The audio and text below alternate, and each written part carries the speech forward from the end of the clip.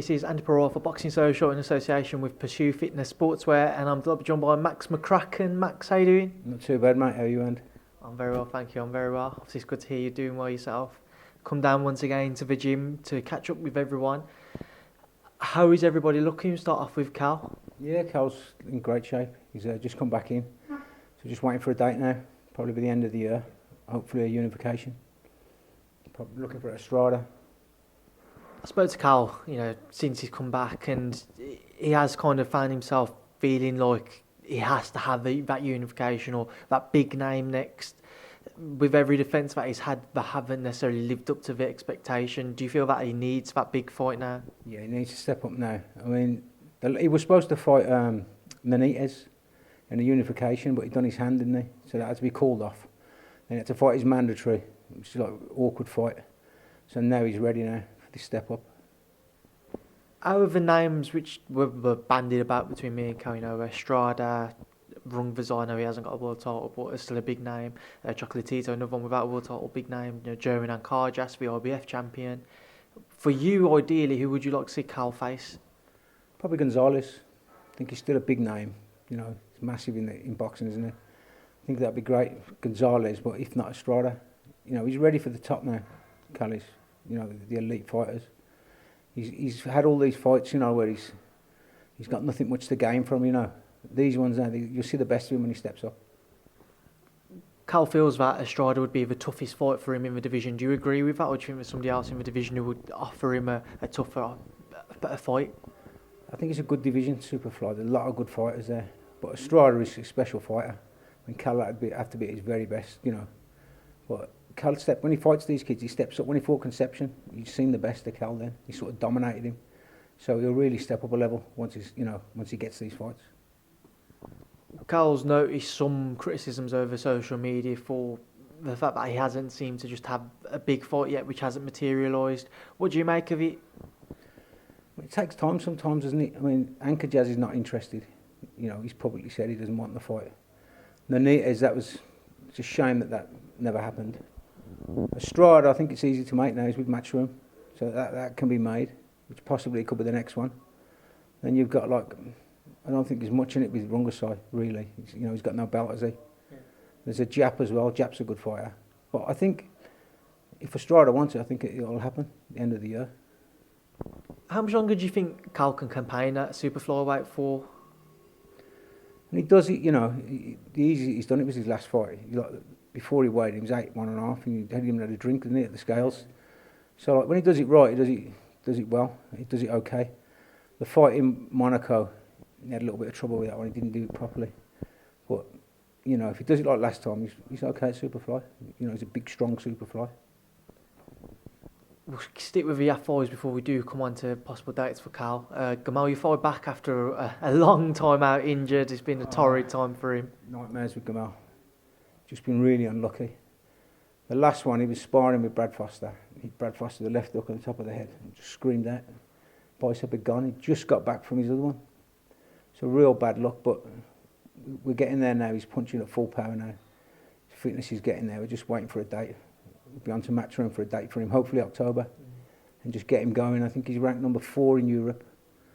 So if we can just get him a little 6-rounder and then get him for hopefully the European. He needs to get moving, Kemal does. That's what I was going to say. Do you kind of feel that this time out for Kemal, and obviously the defeat to McDonald over about a year and a half ago now, it's kind of like he has to make up for this lost time. He has to make up for that loss, and he has to try and manoeuvre himself a lot quicker towards the level that he believes he should be boxing at. Yeah, definitely. He's got to step up now. He was going to fight for the European, he was number 1 because he's been inactive for a year. He's gone to number 4, but hopefully Eddie can get that fight. I mean, we go to Italy as well. That wouldn't bother us. So he's still number 4. So hopefully he can get it, and it's a winnable fight for Kemal. I think he wins that hands down, that fight. It won't be easy. Kids, at that level they're all tough, and but I think he'll beat him, Kemal. And then once he wins that, he can go look at the world scene. How much have you guys learnt from the Gavin McDonald defeat? It was maybe, when you look at it now, it was maybe a little bit too early for him, because he was jumping up the levels. Gavin McDonald had a lot of experience. He had a lot of 12-rounders, and sort of Kemal, maybe a little bit of nervous energy got to him, and he just didn't perform on the night.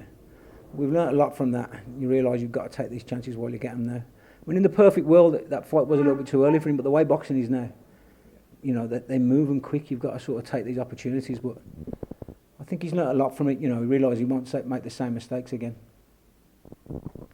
And then Reza Hamza as well. I know he was supposed to fight a matter of a few weeks ago. Another one pulling up with I can't really say injury, but there was an issue with his eye. Do you want to just explain that? Yeah, another one. We'd finished the camp. Everything was done. He was in great shape. He'd been sparring. Good rounds with Foster, 10 rounders and all that. And we was all ready to go. Casey's packed to go to the airport. And the doctor said, you can't fight. He just had a little something wrong with his eye or something. So he's had to rest it. So it's another bit of bad luck we had there. So he's back in the gym now and he'll be ready to fight probably October, November. What is the plan with Reza, and what have you been working on with Reza since he came to yourself and joined up with you? I'm working on everything really. His defence, you know, boxing at range, using his height and his reach, not getting too involved. Before he used to get too involved and he could have ended up in wars, but he's using his physical advantages now. You know, his defence has got a lot better. But hopefully we're going to get him a 6-rounder and then he's going to have a good step up then. We did have him for that, is it Fernando Vargas Parra? Yes. And he's supposed to fight him he had a 6-rounder in Spain, and he was going to fight him in October. I think he fought Jamie McDonald, didn't he, for a world title. So that would have been a good step up. It would have asked a lot of questions of Reza, but I think he's ready now. He's improved since he's come to this gym. You know, you can see it in sparring and pad work and all that. So he's ready for a step up. He's 14-0. You know, you can't tread water for, you know, so long, can you? You've got to make that little step up and bring the best out of him.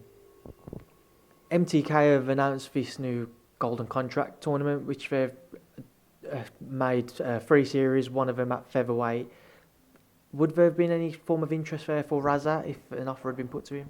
He would have went in it, but he can't now because he's got to rest. He's got to have a little rest. He can't spar for a while, so we just wouldn't have the time. But he was offered to go in it.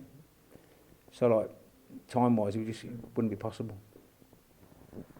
I mean, obviously, just to link back to Cal mentioned possibly fighting on the Joshua Ruiz date for the rematch in Saudi Arabia on December 7th.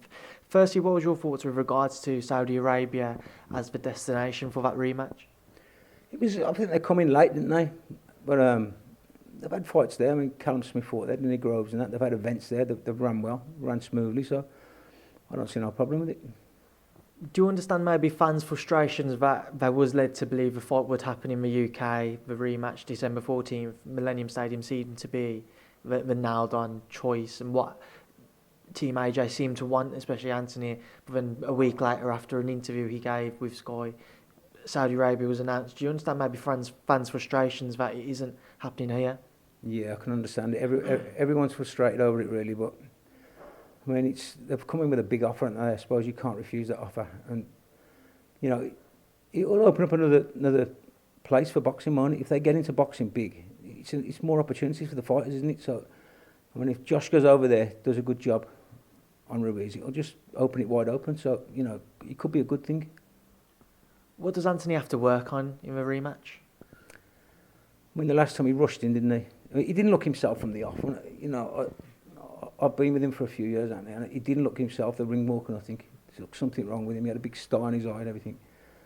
But he started cautiously as well, over cautiously. And then I think when he caught Ruiz, he should have softened him up, just kept him on the end of the jab, softened him up. He wasn't ready to go. And he started hooking with him and just got caught in the top of the head. Can happen to anyone. But he has to make a lot of adjustments, Josh does, and they will be making them. Do you think those rumours that he was knocked out in sparring or he had a panic attack just before the fight, do you think any of that, there could have been any form of truth in him? No, I don't think there's anything in that. I don't think it was himself, and I just don't think he told anyone, because he didn't look it when, you know, when you get these styes, you sort of run down. Maybe he just hid it from everyone, I don't know, but he wasn't his usual self. Now, obviously, your brother Rob trains Anthony Joshua. On the back of that defeat, some people try to lay the blame with him and the tactics there. What did you make of the criticisms that were put towards Rob? You're going to get it, aren't you, up at that level? It's like football managers, isn't it? They're winning, they're the greatest thing in the world. They're a couple of losses and they want rid of them. But, I mean, you take notice of a lot of it. Do you know what I mean? The work that they need, if anyone's going to get Josh to where he needs to be, it's my brother, Rob. You get a lot of these people are jealous people. And you've even had some of them coming out blatantly asking to train him. It's just like, it's terrible, you know. That's something I was going to ask you next. You know, there were some rumours floating about that AJ had reached out to some trainers, and then some trainers had put their names into the hat to possibly train Anthony Joshua. What did you make of all of that again? Oh, the bullshit. They haven't reached out to any trainers. Do you know what I mean? They'll change things in camp and all that. Might bring a few like different, you know, pads and things like that. But they're not going to bring another trainer in. They'll be in from day one together. Do you know what I mean? These things happen in boxing. You can't just like all of a sudden you have a bad night, you just get rid of the coach. And they're very close, you know. Anyone's going to get Josh where he needs to be, it's my brother. And just to move away from Anthony Joshua, Tyson Fury announced that he's going to face Otto Wallin next on September 14th. What are your thoughts on that fight? I've never heard of him, Otto Wallin. But I suppose fair play to him, Fury. He went in with Wilder, didn't he? You know, when he wasn't ready. So fair play to him. He's got these little fights here now, and then the rematch with Wilder. How do you think a rematch would play out? I think he'll beat Wilder again, unless he gets caught with something big early. Just think he'll outfiddle him, outbox him again. This weekend as well, Anthony Yarde goes out to Russia. Well, he's out there now. Faces Sergey Kovalev. Your thoughts on that fight? Yeah, it's an interesting one, and I don't know what Kovalev's got left, or you know how good Yarde is. It's a big jump up for him in class, but I fancy Kovalev to beat him. Do you see it going the distance, or maybe it could be a late stoppage, Kovalev, or maybe points. Might just box his head off. Now, you've been involved in boxing for a long time. Anthony Yarde arriving yesterday. His luggage didn't arrive with him. Your thoughts on that? Oh, they just start all these little tricks, don't they? Do you know what I mean? There'll be more to come of that. That's his first day, isn't it? I mean, fair play to him going over to Russia. You know, it's not going to be an easy mission going over there. But yeah, he's up against it. Does he need to get the knockout? Do you think that people, you know, keep suggesting that if he went to the cards, then he wouldn't be given the right decision, even if he was to perform brilliantly and outbox Sergey Kovalev? A lot of people suggesting, regardless of how well Anthony does, if it was to go the distance, he wouldn't get the result. Do you feel that yourself, that he needs to find a stoppage? Probably, yeah. He probably does need to stop him. I think if it's close, I can't see him getting it over there. You know, he's a home champion. Is he in his hometown, Kovalev? Yeah, I mean, I can't see him getting it if it's anywhere near close. I think he's got to stop him. And with those little mind games, as we've said, what else do you think Anthony should maybe be prepared for? What types of things do you think he should expect? I don't know, the food and all that. Where he's staying, you know, he needs to be careful, doesn't he? Where he goes overnight and all that. He's up against it, isn't he? And next weekend, Luke Campbell faces one of the pound-for-pound fighters in the world, somebody who many people believe is the number one pound-for-pound fighter, Vasyl Lomachenko. How do you see that one playing out? It's a good fight, it's a great fight. I mean, Campbell, I mean, everyone's writing him off, but, you know, he's got a lot of size on Lomachenko. If he uses it properly, I mean, he's almost impossible, you know, to beat Lomachenko, but you can't write Campbell off. You know, he's a class act, isn't he? But it'd be interesting, you know. But if I was pushed, I'd probably say Lomachenko, but I'd love to see Campbell win it. Well, Max McCracken, I've kept you for long enough as well. So as always, thanks to myself and Boxing Social. All right, thanks, Andy.